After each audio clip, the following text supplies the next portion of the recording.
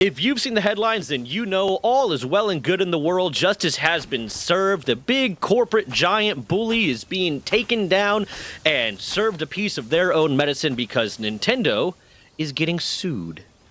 Nintendo is, according to the headlines, getting sued over the Nintendo Switch 2, which has been, for many people, been getting bricked over alleged attempts at piracy or using third-party devices or all of these other things that they put in their EULA that is saying, yeah, we can just, completely brick and make your device unusable if you don't use it exactly as we intended to. Now, to clarify to people, because I know people are going to get very nuanced about this, I am referring to the device being bricked as the device being cut off from online access, which is not technically bricking the device.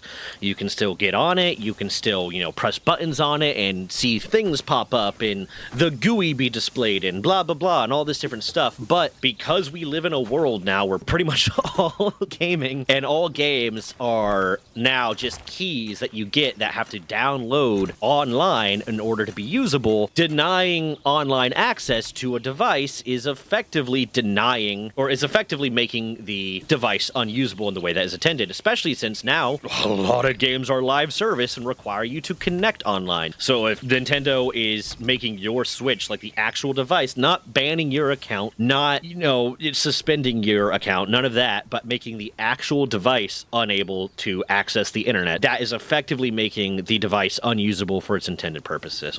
That is what I am referring to as bricking. If you have some nuanced way that you think bricking should be referred to as differently, then you go ahead and do that. But that's my explanation of when I say bricking, that is what I mean. Recently, a lot of headlines I've seen a few headlines and I've seen a lot of comments talking about the fact that Brazil, the country, is apparently suing Nintendo over this, saying that it violates their consumer protection laws, which it should.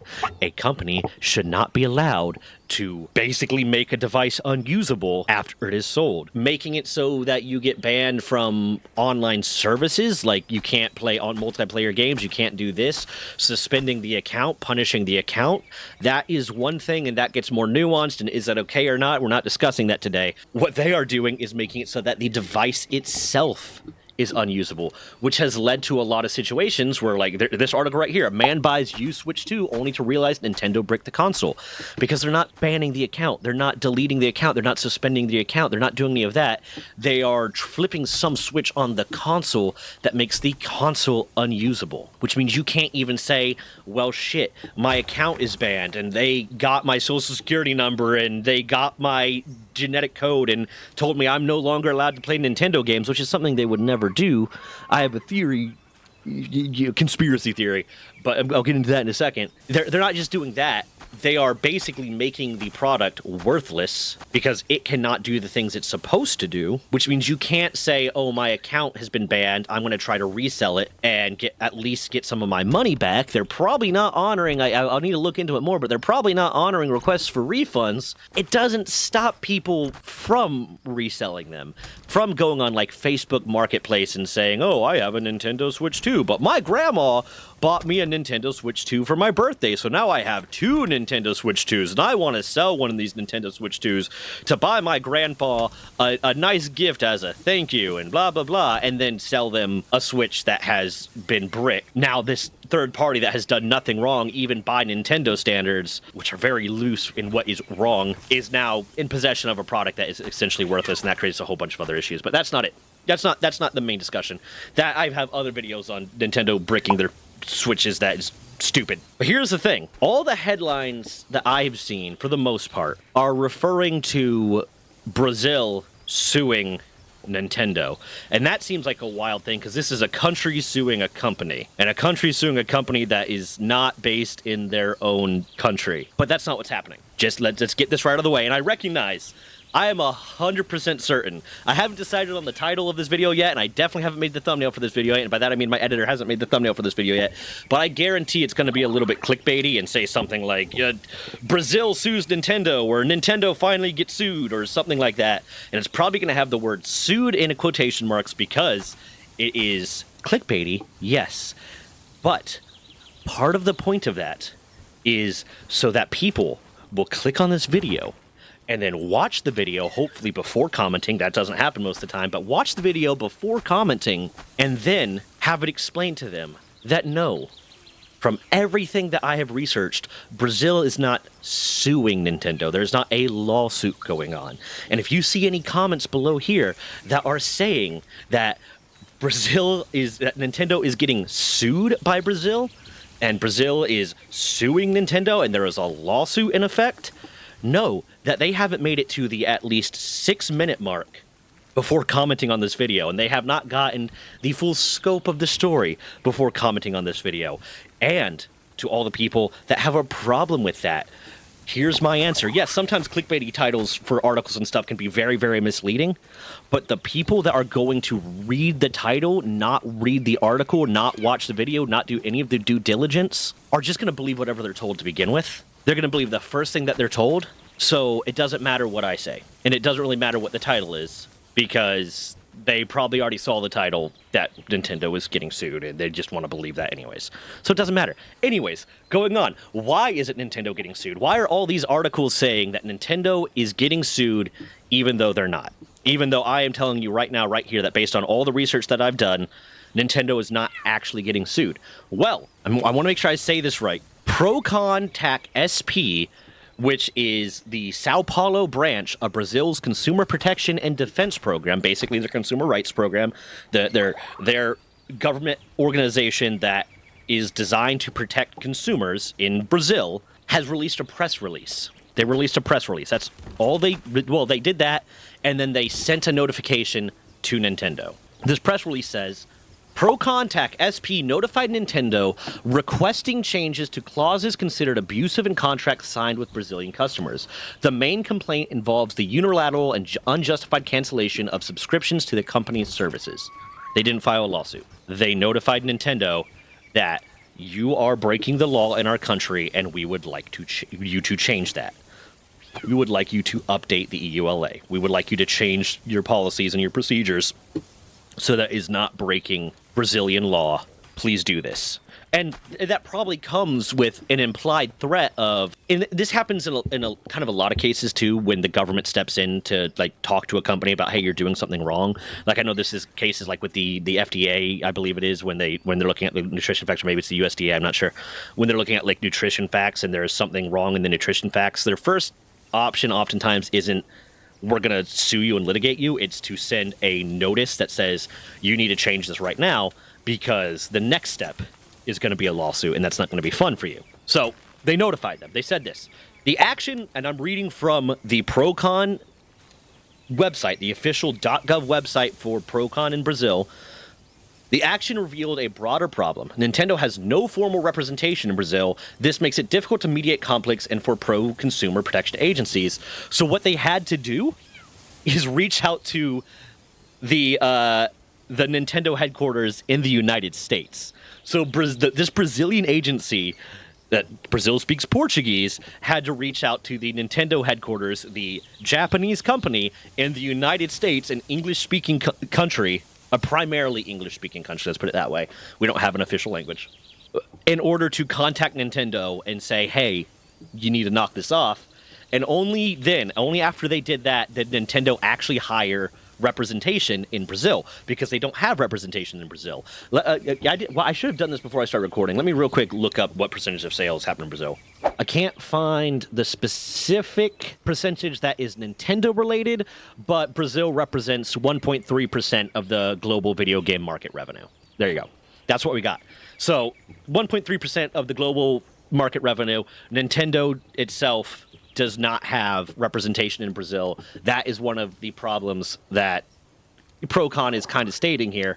And they stated that the existence of representation in Brazil should be one of the criteria for purchasing decisions, especially in digital services or foreign platforms, says Alvaro Camilo, if I'm saying that correctly, Director of Service and Guidance at Procon TAC SP. Without this base, Procons cannot fully operate as laws vary between countries, basically stating, if you're a Brazilian customer, if you're a Brazilian gaming customer, or a Brazilian customer in general, if the company that you are buying something from does not have a headquarters or a department or some sort of representation in Brazil, maybe don't buy from them, because it is that much harder for the Brazilian Consumer Protection Agency, Procon, to protect you. Because they don't have an easy way to reach out to these people. They don't have an easy way to contact these people to make sure that their laws, that Brazilian laws, are being followed. They go on to say, even for small products, there's a risk. Consumer might be left without a product, without a response, without assistance. Procon SP recommends paying extra attention, especially on fashion, electronics, and accessory websites. This is in light of the fact that international websites have become a more and more a part of the market there, which means that more and more people are buying products from companies that are based in countries that don't have some sort of representation in Brazil, meaning the Brazilian law can't really protect you, and the company can leave you high and dry without them having a lot they can do about it easily. But the response Nintendo gave is, Nintendo said it will review the request from Sao Paulo's agency and respond within 20 days. Until then, Procon recommends that consumers report irregularities on their website. It's going to be on screen. But effectively, okay, so they put that out on June 25th. June 25th of this year, a few days ago. Nintendo will respond within 20 days. But so far, there is not actually a lawsuit. There is not actually a lawsuit. All that is happening is the Brazilian government is requesting that they institute changes so that they will be in line with Brazilian consumer protection laws. And you might say, like, oh, well, Brazil's such a small market, they might not even bother responding. They might just say, screw it, we're not selling in Brazil anymore. I don't think that is at all what's going to happen. If the trend changes, if Brazil the trend holds that Brazil is 1.3% of the global gaming market, and that also applies to Nintendo, 1.3%, well, a small percentage is still a significant amount of money, and Nintendo will probably try to play ball a little bit, but more than likely, they will keep it relegated to Brazil. They are more likely to keep that relegated to Brazil and have a separate EULA for Brazil, because they already have separate EULAs for different countries as it is. When I was looking up the initial EULA for the first video I did on this topic, I kept accidentally pulling up the Singapore EULA for some reason. I kept having to specifically go to the United States one, because for some reason the base one that wanted to pop up was Singapore. So what it will likely be initially is, okay, we're going to change the EULA in Brazil, and we're not going to engage in this in Brazil, and we'll release some firmware update that stops the switches that are Brazilian from being updated. People might try to, oh, well, then I just need to set that my country is Brazil and go through a VPN or go through this and that so that they'll think I'm Brazil, so it won't get this. But then that does also violate TOS, similar to how when, Helldivers 2 was being told, Sony was saying you have to go to the Sony and you have to sign up for a Sony account and log in through this in order to play Helldivers 2. The CEO of Arrowhead straight up said, oh, we'll just say that you're not, and they're countries that couldn't get Sony accounts, and the CEO just said, well, just list yourself as not being in one of those countries, list yourself being in a country that does have it. And Sony got mad at the CEO because that breaks TOS. Don't tell them to do that. That's already breaking the TOS. So they probably have something in your ULA or TOS that says you can't lie about what country you're in. And then that gives them, if they can figure it out, that gives them another reason to brick your device, and they probably will. Is the fact that they're changing this in Brazil a good, or they might be changing this in Brazil, if they respond positively to this, is it potentially a good thing for this whole problem in the future? Maybe. If Nintendo doesn't fight it, or if they fight having to do this and then lose, it could lead to other countries' consumer protection agencies or whatever agency they have that is effectively a consumer protection agency to file similar sorts of requests to notify Nintendo that, hey, we want you to change this here too, and potentially file injunctions or go the whole route of lawsuit saying, hey, you violated this thing and change it right now or we're suing you. But that is multiple steps down the line, and that's going to be really dependent on the country itself and if they have those sort of consumer protection laws and if they want to, and how much sway does Nintendo have in that country to be able to kind of, throw some money around and say, hey, don't do this. Don't put an injunction against us. Don't make us, follow the law because we don't want to. And it makes us super sad when we have to actually care about our customers and treat them fairly and legally. But it is, to me, still a good sign, because the fact that there is a governmental agency, even if it's just Brazil, which only represents 1.3% of the gaming market, it is a government agency that might start the ball rolling of other countries, other agencies, other regulatory bodies telling Nintendo, yeah, no, you can't do this. What you're doing is illegal, what you're doing is wrong, and you need to stop, which might actually stop them. Now, I mentioned a conspiracy theory earlier. Here's my conspiracy theory. Especially based on like some of the comments and some of the stuff I've been seeing about people in relation to like the Power World lawsuit and how much they really just are riding Nintendo hard on this. Nintendo might just realize that what they're bricking is just the device. What they're turning off is just the device, and maybe they're suspending the accounts, but they're turning off the device, and the people that they're not giving refunds, so you already spent your whatever amount of money it is in the country that you're buying it in, money on this device, and if you're a really diehard Nintendo stan, then you might just go ahead and buy another device so that you can continue to play Nintendo games. And maybe that is to them. Maybe they did the math. They had some statistician or some market expert or whatever do the math on how many people are likely to do that, and it is more worthwhile for them to have a small subset of their player base that gets banned rebuying the game or rebuying the console, because that is going to be worth more money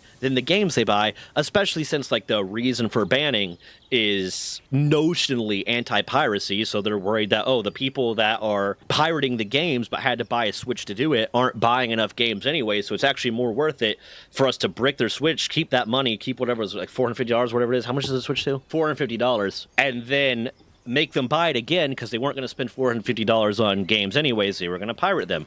But let's not even get into like the whole piracy debate. They're potentially also just bricking Switches for using third-party devices that might not be related to piracy at all. So still wrong, but that's my theory. That's my conspiracy theory, is they just did the math and realized it's more profitable for them to get that small subset that is going to buy it again to just buy it again.